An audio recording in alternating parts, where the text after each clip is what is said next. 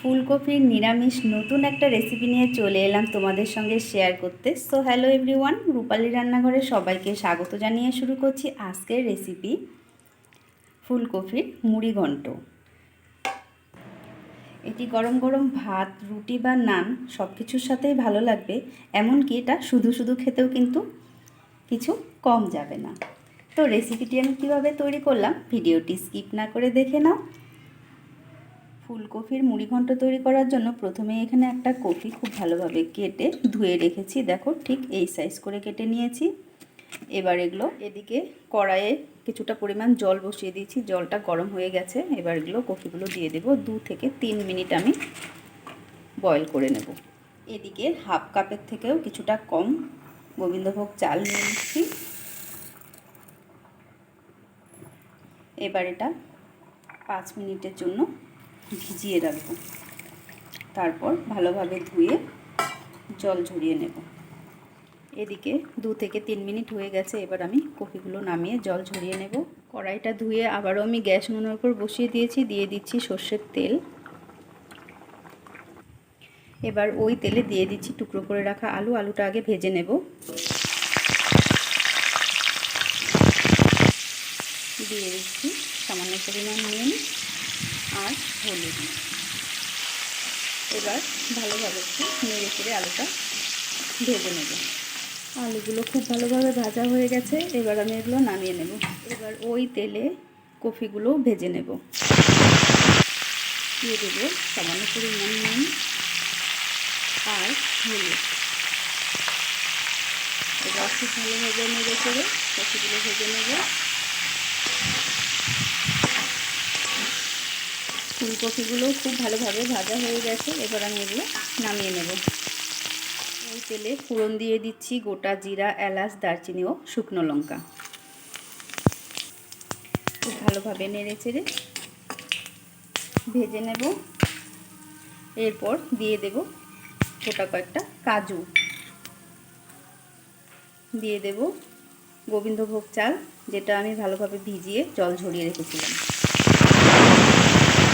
আর সবগুলো উপকরণ একটু ভালোভাবে নেড়ে চেড়ে ভেজে নেব। এরপর এতে অ্যাড করে দেব টমেটো কুচি, দিয়ে আবারও একটু নেড়ে চেড়ে করে নেব। স্বাদ অনুযায়ী নুন আর হলুদ। উপকরণগুলো সব ভাজা হয়ে গেছে। এবার এতে অ্যাড করে দিচ্ছি শুকনো লঙ্কা, আদা ও জিরা পেস্ট। এবার আবারও মশলাটা চালের সাথে খুব ভালোভাবে কষিয়ে নেব। এবার এতে দিয়ে দিচ্ছি গোটা কয়েকটা কাঁচা লঙ্কা, এতে ফ্লেভারটা খুব ভালো লাগবে। আর দিয়ে দিচ্ছি সামান্য পরিমাণ চিনি, যেহেতু এটা মুড়িঘণ্ট একটু মিষ্টিটা ভাব থাকলে ভালো লাগবে। এবার আবারও একটু নেড়ে নিচ্ছি। এবার এতে অ্যাড করে দিচ্ছি ভেজে রাখা ফুলকপি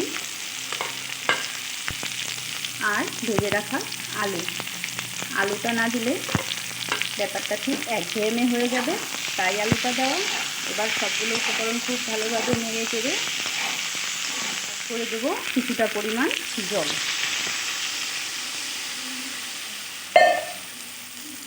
এবার একটু নেড়ে নেব।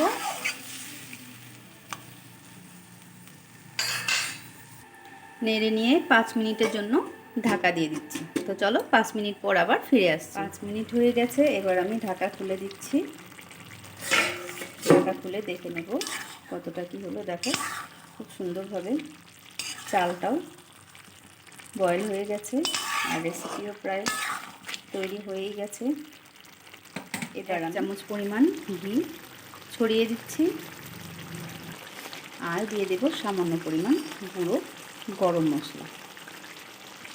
এবার খুব ভালোভাবে নেড়ে চেড়ে গরম গরম সার্ভ করে নেব ফুলকপির মুড়িঘণ্ট। তো ফ্রেন্ডস, তোমরা কে কোথা থেকে আমার এই রেসিপি দেখছো অবশ্যই জানাবে।